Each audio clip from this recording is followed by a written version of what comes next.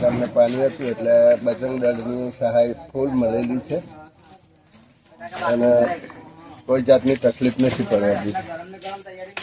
એટલો આભાર એમને. જય શ્રી રામ. છેલ્લા કેટલાક દિવસથી આપણે જોઈ રહ્યા હતા વડોદરામાં પૂરની સ્થિતિનું નિર્માણ થયેલું. એમાં ઘણી બધી જગ્યાએ નુકસાન થયું છે વડોદરામાં. એવી રીતે મારેઠા ગામમાં પણ પૂરના સ્થિતિના લીધે હજી પણ ભોજનની અસુવિધા અને પાણીની અસુવિધા હતી, જેના લીધે આંતરરાષ્ટ્રીય હિન્દુ પરિષદ અને રાષ્ટ્રીય બજરંગ દળ ત્યાં આગળ ભોજનની સુવિધા આપવા માટે આવ્યા છે.